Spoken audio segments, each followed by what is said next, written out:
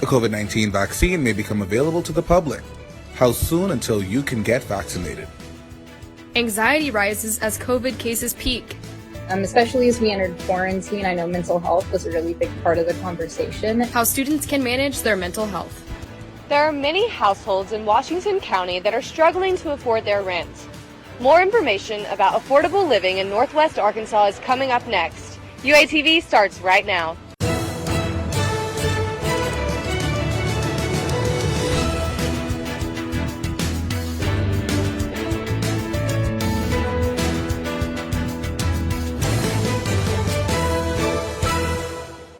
COVID-19 numbers reach record-breaking highs across the country.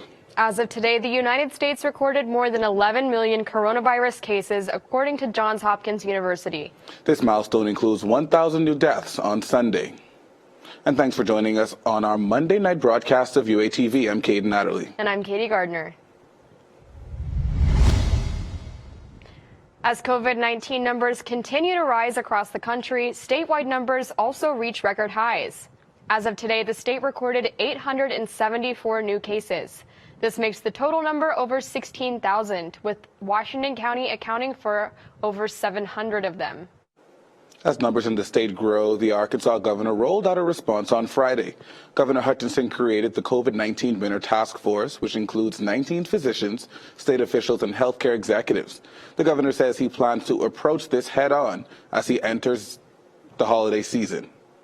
This is the result of the fact that the winter months pose particular challenges for us.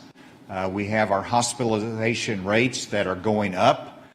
Governor Hutchinson declared that he plans to serve as chair alongside Arkansas General Surgeon Dr. Greg Bledsoe. And as COVID-19 fears grow nationwide, promising news arises regarding a vaccine. Moderna says its vaccine works 94% of the time, according to early data. As the trials continue, data shows that out of 15,000 people who received the vaccine, only 5 got sick with the virus. The Fayetteville Board of Health released updated guidelines in light of new case numbers. The board suggests that residents should limit all gatherings to no more than 10 people from 2 households. The updated guidelines suggest wearing masks at gatherings at home in addition to in public. Campus COVID-19 cases dropped below 100 after jumping back into the triple digits last week. Yesterday's update confirms that 21 new cases appear on campus. This brings the active total cases up to 94. This update comes while students and faculty prepare to go into the Thanksgiving break.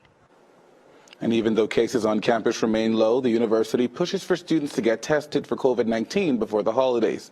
They recommend all students take a test while planning to leave for Thanksgiving break. Pat Walker Health Center offers drive-through and walk-up appointments. The medical director of the Pat Walker Health Center says getting a test before traveling will help reduce the risk of spreading the virus. Potentially going to spend time with parents, grandparents, siblings, extended family. You don't want to unknowingly expose anyone that could potentially be vulnerable to the infection and the complications that go with it. Asymptomatic students do not need to quarantine while awaiting test results, but the health center recommends it. Associated Student Government announced more Headspace subscriptions for students earlier in November. An original wave went live earlier this semester with over 200 accounts up for grabs, with all of them being claimed within 12 hours. ASG started working to get the popular mental health app into the hands of students before the semester began. And then the Headspace thing was something we started over the summer. Especially as we entered quarantine, I know mental health was a really big part of the conversation, and I saw where other schools like Vanderbilt had used Headspace for their students. The new wave of app subscriptions includes over 500 available accounts launched on November 2nd. A new statewide program aims to provide relief to renters in Fayetteville during the pandemic. Arkansas Fresh Start allows for $10 million in federal grants to provide assistance for low and middle class renters in Arkansas. The executive director for the Arkansas Community Action Agencies Association says eligible participants should apply as soon as they can. We anticipate that this money is going to go quickly. I mean, $10 million sounds like a lot of money, but when you start paying 2.5 months rent for each applicant, we really do think it's going to go quickly. The program began last week and will continue accepting applications until funds run out. A study by the Walton Family Foundation found that Northwest Arkansas lacks enough housing for lower-income families. This leaves some households stuck spending an unsustainable amount of their income on housing. UATV's Kinsey Freeland joins us live with more. Thanks, Katie. Northwest Arkansas is growing more and more every year, and with that comes challenges for the more vulnerable populations. That's where organizations such as Fayetteville Housing Authority can help. I don't think it's really debated. I mean, it is. There's a lack of affordable housing probably in a lot of places around the country, but Northwest Arkansas as a whole, there definitely is a lack of affordable housing. Fayetteville Housing Authority helps provide safe and decent housing to low and extremely low income families. Elkins says this housing authority frequently gets calls from people needing assistance. Unfortunately, we don't have any like emergency housing or anything like that, or emergency assistance. So someone calls and they say, hey, I lost my job. We can help you, but you have to be on our wait list for a couple years. Most people don't have years to wait, so they struggle to pay for a roof over their head. We didn't understand how anyone could afford to, we thought that was our higher end of our budget. The Walton Family Study found that in a 5-year period, median rent increased 1 to 13%, while median income only slightly increased. I definitely describe the average rent price in Arkansas, since it being a college town, is definitely overpriced. To accommodate for future demand, the Walton Family Foundation study says that Northwest Arkansas needs to produce at least 28,000 more low-income homes by 2040. Homes like these. There's not great access to anything, so it's just not a great system right now. Fayetteville is looking to get one new affordable housing community, Cobblestone Farms. This will house 100 families. Reporting live for UATV, I'm Kinsey Freeland. Thanks, Kinsey. Anybody within Washington County struggling with their housing can reach out to Fayetteville Housing Authority for assistance. Arkansas Governor Asa Hutchinson became the 6th sitting Republican governor to acknowledge Democrat Joe Biden's win. His statement came after several Republican senators called for Biden to begin transitioning to take over in January. Hutchinson emphasized the importance that Biden gets access to certain information before he take over the presidency. He said, quote, "It is very important that Joe Biden have access to the intelligence briefings to make sure that he is prepared," end quote. When Hutchinson first addressed Biden's win, he appeared less definitive. An organization on campus hosts a virtual presentation to discuss the 2020 general election tomorrow afternoon. The Osher Lifelong Learning Institute aims to examine the results of the general election through the viewpoint of generational voters.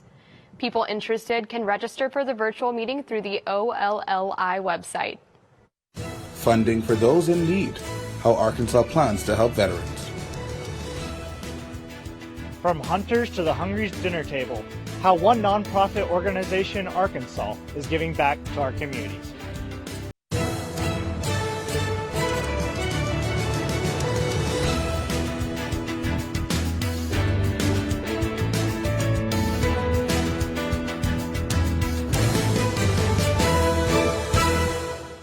Saturday, the Arkansas modern gun deer season began.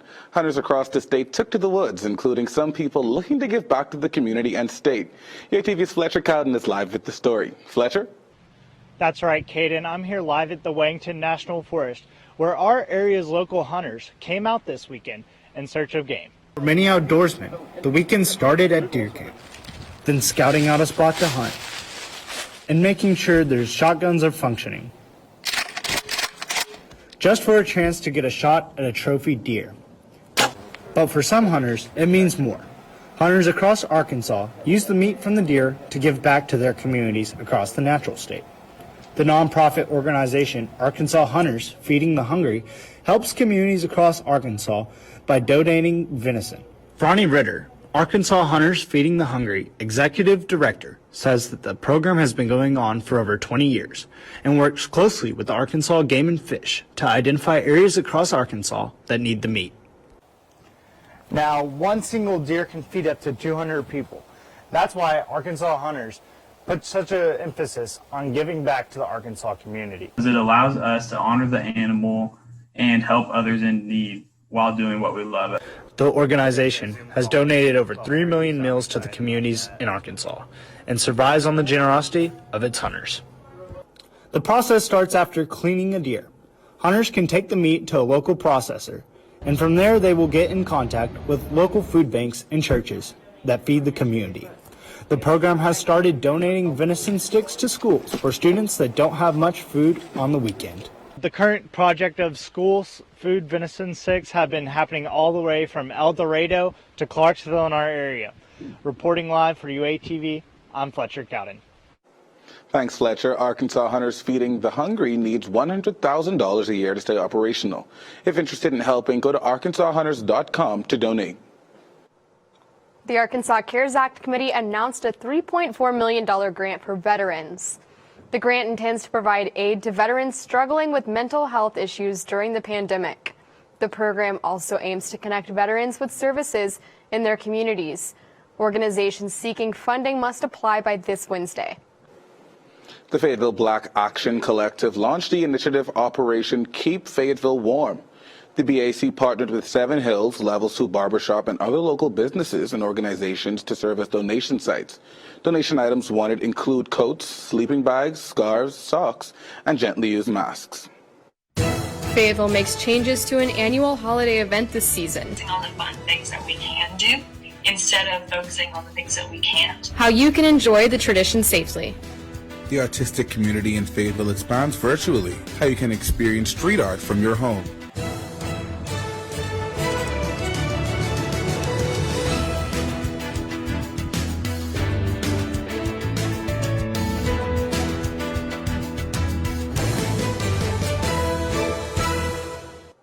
A holiday tradition returns to Fayetteville, but with some new changes. The annual Lights of the Ozarks will still take place this Christmas season, just socially distanced. Chloe Bell, the experienced Fayetteville Community Engagement Manager, says the city of Fayetteville made a lot of changes to the event this year in an effort to stay safe. We typically have pony rides and carriage rides.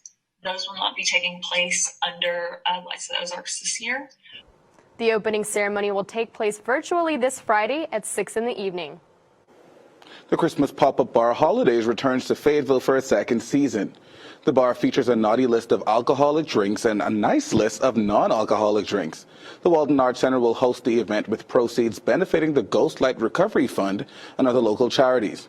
The bar opens Friday night and will remain open until December 31st. And the Crystal Bridges Museum of Art received a $17.5 million gift from the Wingate Foundation. The grant will go toward advancing crafting in American art through research and support.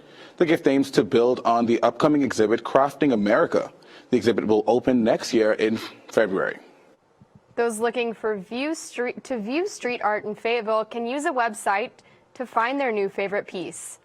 FayettevilleStreetArt.com provides locations and virtual tours for each mural in the city.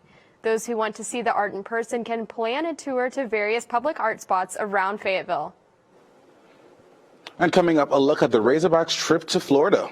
And the return of the head hog after all of this.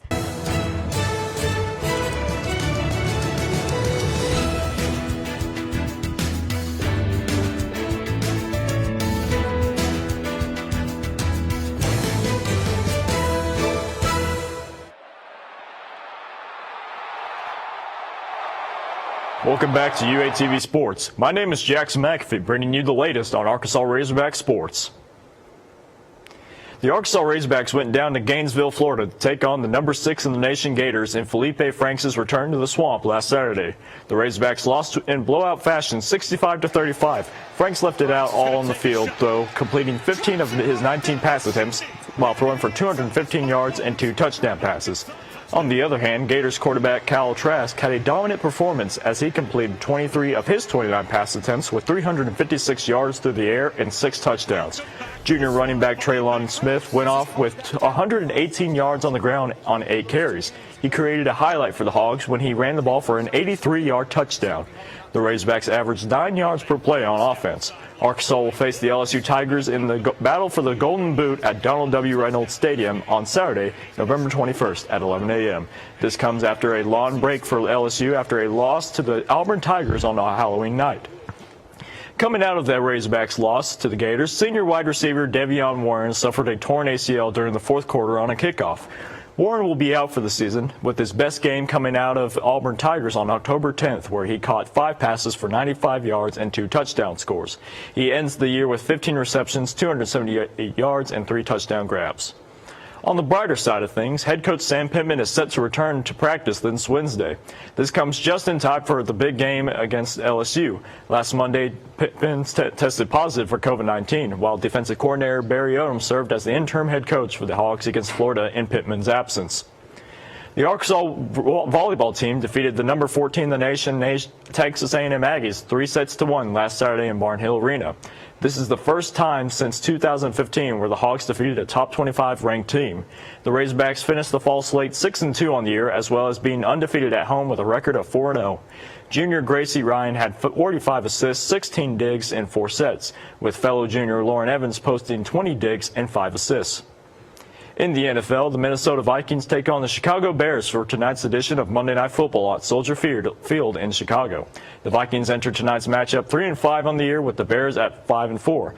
Bears quarterback Nick Foles looks to end Chicago's 3-game losing streak after a loss to the Tennessee Titans Sunday, 24-17. Meanwhile, Minnesota is coming off a big win over the Detroit Lions, 34-20. The game started moments earlier on ESPN. That's all the time we have for UATV Sports. We'll be right back with more after the break.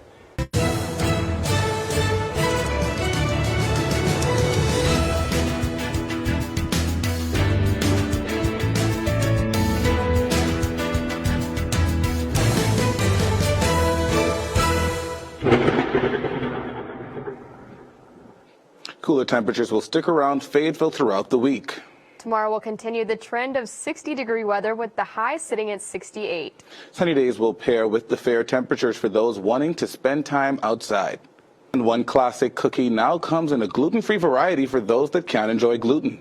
Pictures on social media show that this inclusive cookie looks just like the regular Oreos, but with white packaging. The makers of this all-new Oreo say they will hit the shelves in January. So, Katie, are you excited about these new gluten-free Oreos? I sure hope they come in mega stuff, because that is my absolute favorite. Don't want anybody missing out on that. Well, unfortunately, that's all the time we have for UATV News. Be sure to follow us on social media at UATV News. I'm Katie Gardner. And I'm Cayden Adderley. Have a great night.